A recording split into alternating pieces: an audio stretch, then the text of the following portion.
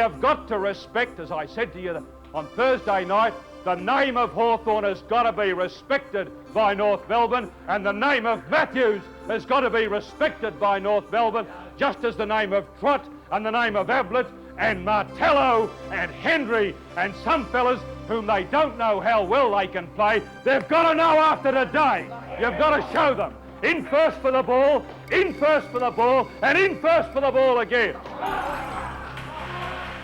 It was an ethos which would change the fortunes of a football club. Not those of one man or a few, but an entire club. They belonged to John Kennedy. They inspired. They carried the word respect. It duly arrived. When you're behind, you've got to go mad. It's attacking football now. It's attacking football. You take all the risks in the world, except when you get within kicking distance of goal, and then you've got to have a shot for goal. But apart from that, it's attack, attack, attack.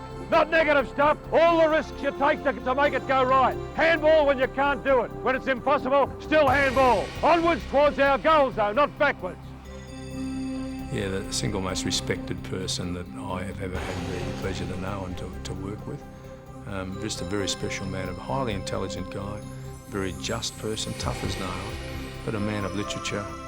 I mean, I'd be in the front row for his pre-match addresses or meeting addresses because we get a bit of Marx and some of the Bible and a bit of Winston Churchill, all wrapped up with some of Alan Jeans and Norm Smith, and he could do more in an inspirational sense for me as a person than any of the others I met, and there have been some very good ones along the way.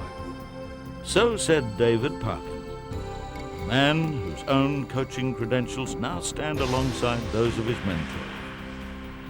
He's not alone. Well, he was the guy that had the greatest influence in my whole career, whether it be playing or coaching. He was such an example setter, I suppose. It was a matter of the gospel according to St Kennedy, and whatever he said, you really took heed. Such personal legacies extended deep into the mindset of a football club used to beatings.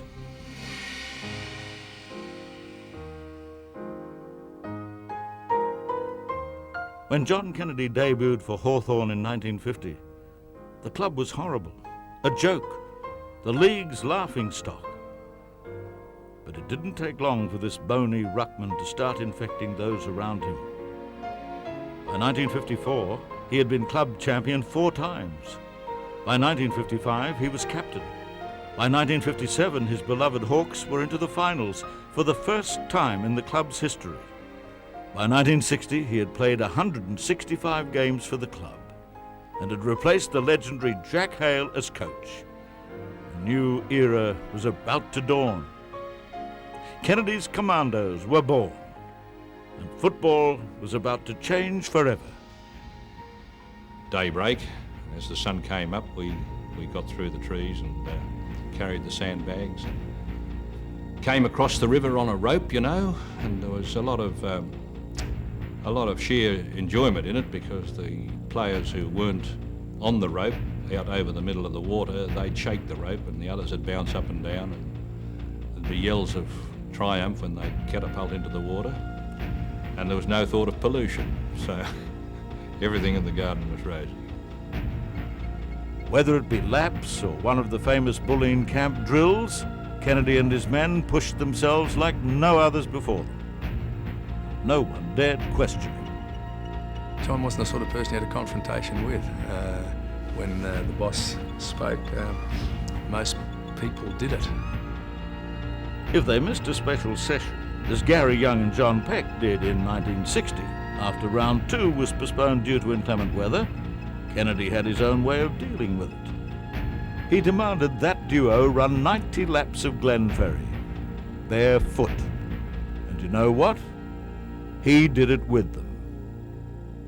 Like, he always knew where to find me. If we were running 440s, I was always at the back. If we were doing the old-fashioned circle work, he always looked for me out in the shadows or running around the cricket pitch in the middle, and he never looked for me to be doing too much work. But I think he appreciated the fact that some people enjoyed training more than others, and some people can train easier than others. It led to the emergence of a great team and mighty club. Hawthorn was suddenly feared. Some thought the methods mad. I can remember one occasion, John said, I'm a bit concerned about the rooms. Since we got rid of that piano which Simo used to play, the rooms is not as good on training nights. So I said, well, I agree, why don't we get some 16-ounce gloves? Great, he said, great. So I went and bought some 16-ounce gloves.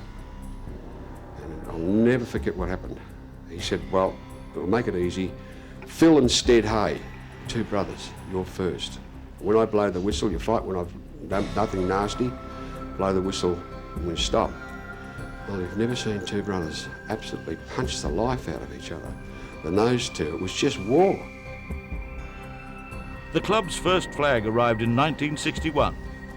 2 others followed under Kennedy's inspirational leadership. Gone were the May blooms. Now outstanding Hawk champions began to emerge. Respect had been sought, it had been gained.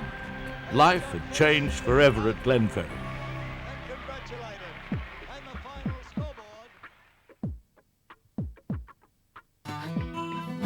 By the mid-80s, Victorian football was in a critical condition.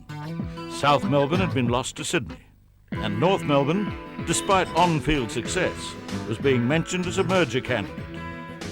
The Kangaroos turned to John Kennedy. He hadn't coached for 8 years, but the legend was undiminished.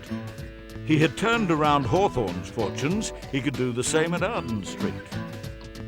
It's more difficult to push people around if they're successful than it is if they're, struggling. So, we're trying to be successful. The Kangaroos responded. He took them from 11th to 4th in his first season. They stunned Carlton in the elimination final of 1985 with a Kennedy-esque, never-say-die determination. Number 4, and it's a goal the difference, and North Melbourne coming home like a house on fire. 2 on 1, Cracker rows it beautifully. Any score will put North Melbourne in front, and it's a goal!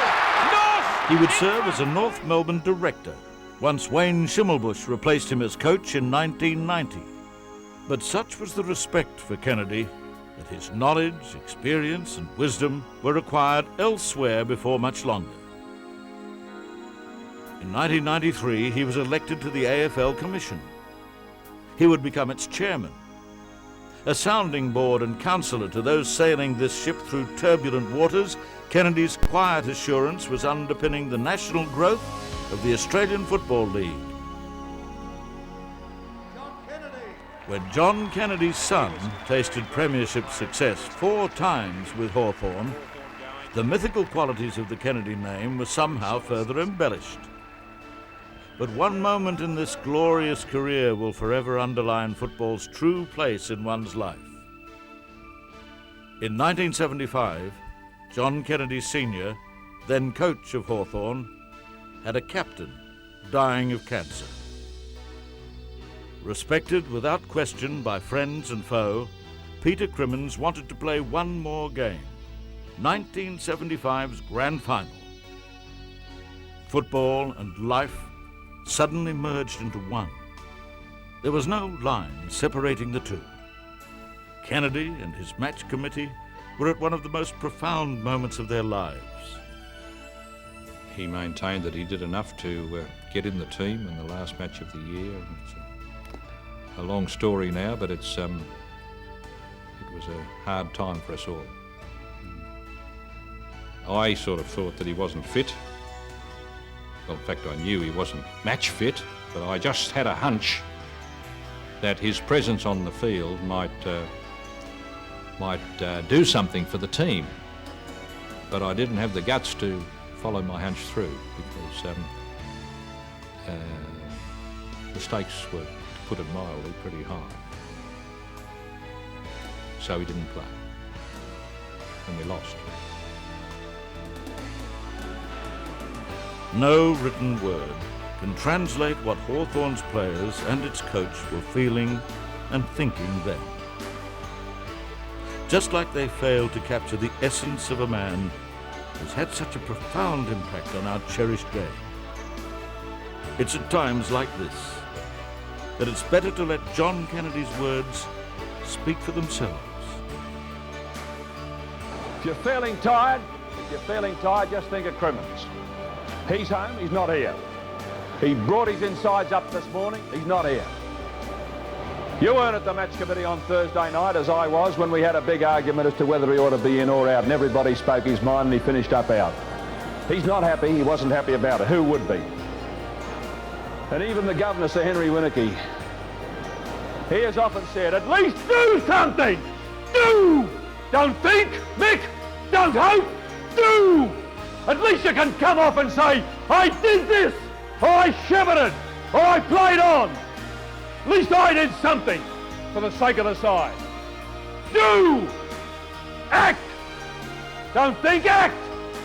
Eye on the ball! And you must be desperate enough to stick with me and do it.